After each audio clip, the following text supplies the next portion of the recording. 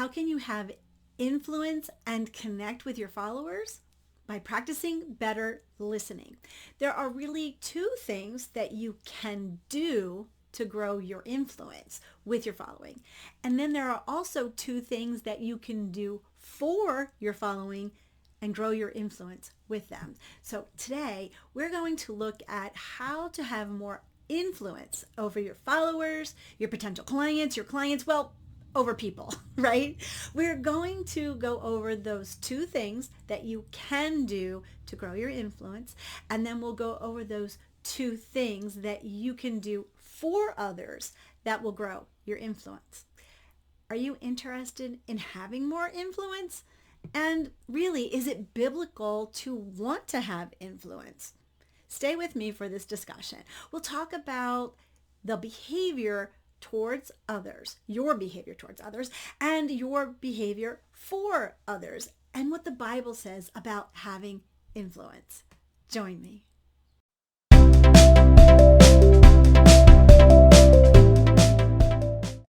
Hey there, wise woman. This is DeneenTB, your Christian business growth strategist and clarity coach, helping you to get the clarity that you need to do what God is calling you to do next in your business. Make sure you've liked the video, and also don't forget to subscribe. Okay, so today what I want to do is I want to start right away by saying that Jesus was the greatest influencer. So what do influencers do? They motivate people to take action. That's exactly what Jesus did. He came to earth to influence people with his message, the message of himself and salvation through him. Now, there were only two things that people really did, or how they responded to Jesus's messages. They either followed him wholeheartedly or they rejected him completely. There was really no middle ground when it came to Jesus. And there should be no middle ground for you or for me. Those who are that we are meant to influence will be influenced by us. All those others, you can just leave them behind. I love what Brene Brown says. She says, throw them on the floor and simply step over them.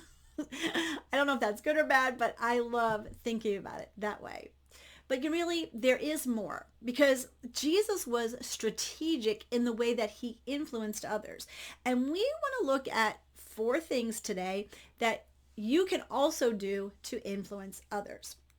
So the first thing we're going to do is we're going to start with the 2 things that you can do to influence others.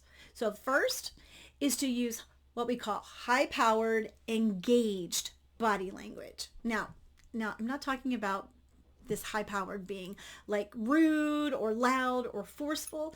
I'm really talking about you having confidence toward the person that you are trying to influence. And what's really important here is your actual body language. So I want to go through a few things that you should remember to do. First of all, point your torso and your feet toward your listener. Now we're all getting back into being in person again. So these are good things to know, because you know what? If you're pointed towards the person and not like to the side when you're talking to them, this is a nonverbal sign of respect. It really communicates that you're fully engaged in the conversation. On Zoom, you can do this. It means filling up the screen, kind of like what I'm doing right now from the bust up. It's like give yourself a bust when you think about those statues, right? That's what we want to do. We want to fill it all up. And you know that the people that you see on Zoom have a lot more presence when they do this, right? Again, another thing is that eye contact is really crucial in connecting to others. Try to make enough eye contact that you actually know the color of the person's eyes that you are talking with. You can do this on Zoom too. What it means is that you're looking at the camera, as I'm looking at the camera right now, and not looking down at the person who is talking, or looking at the person that you're trying to communicate with as you're talking to them. Look into that camera. Now, if someone seems really uncomfortable with all the eye contact, be respectful, ease off the contact. That's okay. You can do that. Also remember a very simple thing: smile.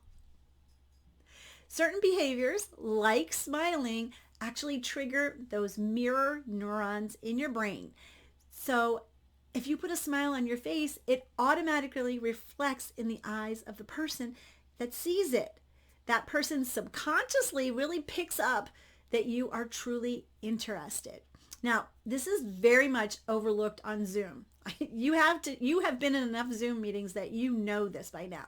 So a good thing to do is to remember to keep checking your face and see if your resting face is a frown. Okay, pro tip here. I'm going to give you a pro tip when it comes to, especially being on Zoom. What you need to do is find a pleasant look. That means kind of like turn up the corners of your mouth and lift them ever so slightly and practice holding it there when you are on video with someone, because we all don't want that awkward resting face kind of thing, right? I know that turning the corners of your mouth up are going to feel a little bit awkward, but it actually looks great and it prevents you from having that resting face that we all don't want to have, right? So something like this. Also put it into your eyes. You know, we want to smile with your eyes. So even if I don't have, I can smile with my eyes. Again, it doesn't look bad on camera, but it feels a little awkward here. That's okay. It is really a great thing to do. So keep checking yourself. That's my pro tip. Now that high-powered, confident body language is expansive. The head is held high, the arms are loose, the shoulders are back, your chest is out. When you express this powerful body language, you are seen as more influential. Confident body language not only affects the way others see you, but it also kind of affects the way that you see yourself. And especially on video, on Zoom, you can really see that. You can see how you're showing up and you can practice. So do you hold yourself confidently? Do you push your body forward a little bit like when you're on a Zoom call? Have you thought about this resting face that you have? It's all very important to think about that. I love what author Maya Angelou says. She says, I've learned that people will forget what you said. People will forget what you did, but people will never forget how you made them feel. That's what influencing is all about. Influencing is a feeling. We see this in John chapter 4 with Jesus when he stopped to talk to the Samaritan woman at the well. He was relaxed, he was open, he was willing to talk directly to her. He asked questions and he listened. He talked with her about her life and he told her about his living water. She was influenced so much by his words that she actually brought the entire village out to meet him and to hear what he had to say. Talk about raving fans. So the second thing that you can do to have influence is to tell a story. People's brains are hardwired for stories. You are hardwired for stories. When you hear stories, when people hear stories, they can feel as if they are right there with the person telling the story. It's like the listener is experiencing the story along with you as the narrator, the person telling the story.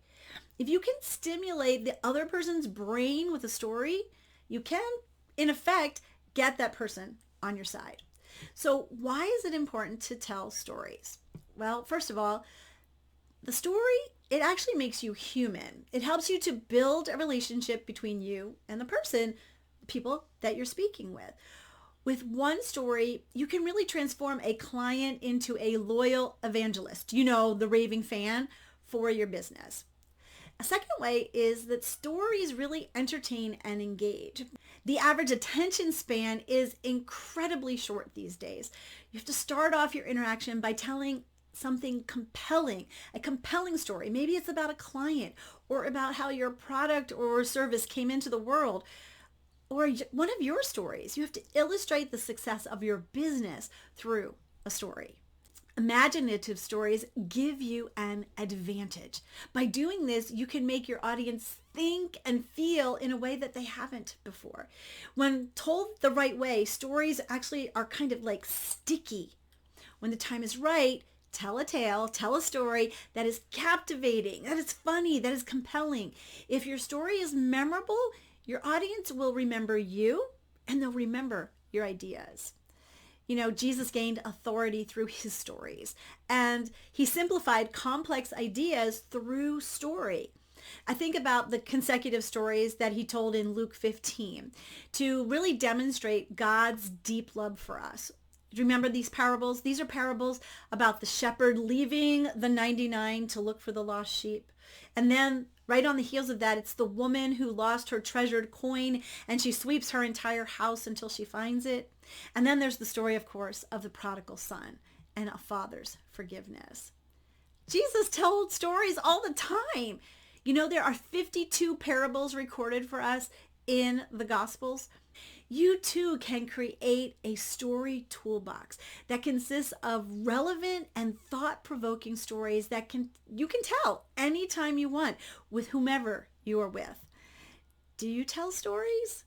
Which one of your stories will show your followers that you understand what they're going through when it comes to the problem that you actually solve?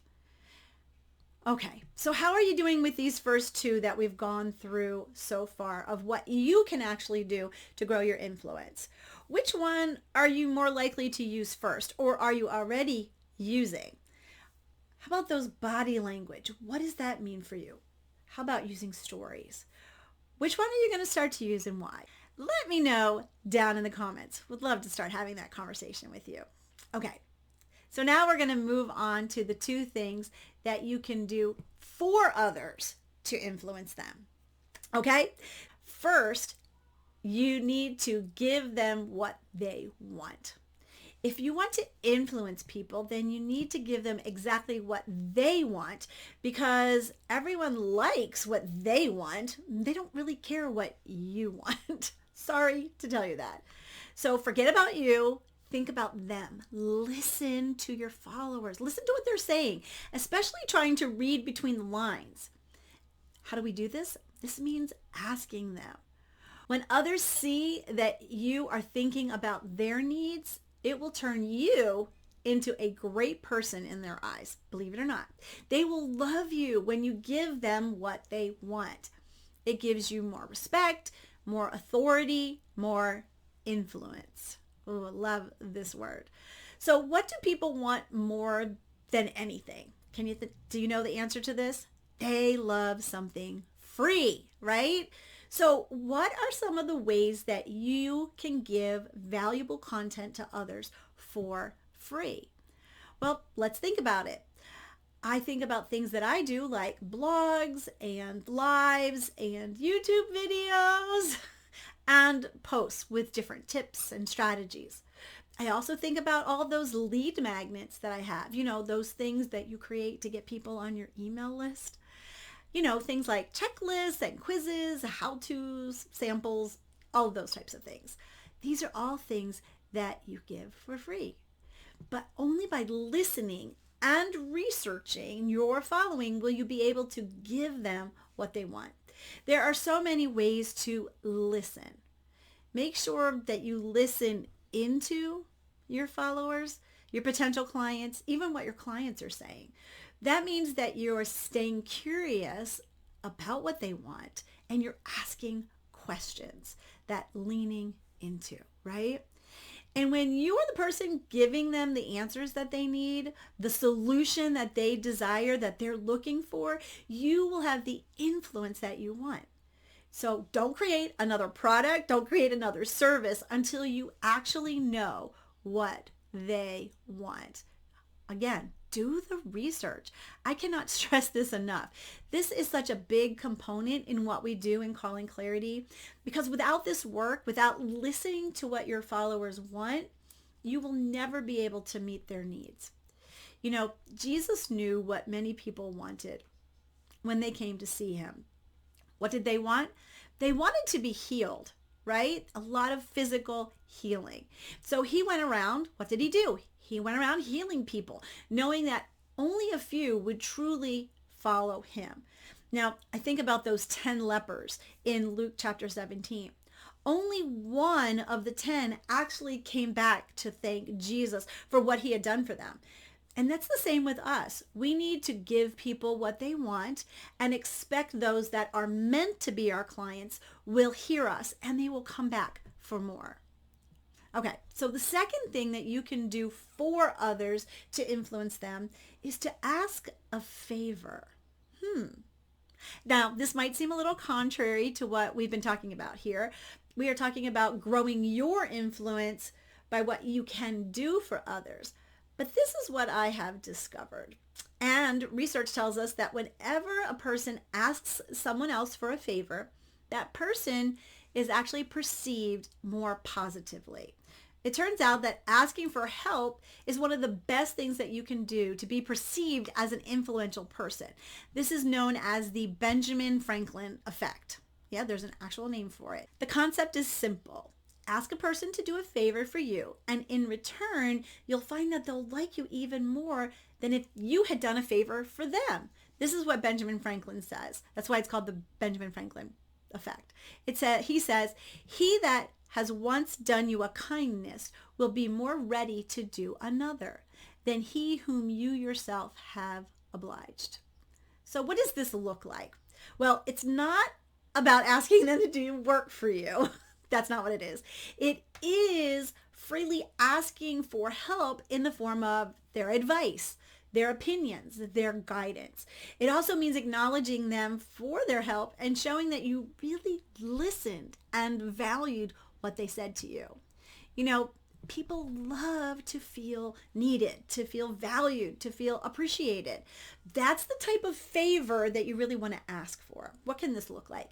It can look like a survey, an opportunity to interview with you, or simply asking for their thoughts on a certain topic on a post.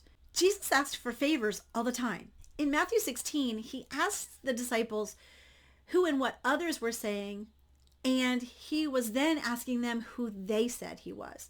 He was contrasting these two opinions with what others said to show them, the disciples, and to be influenced by him directly.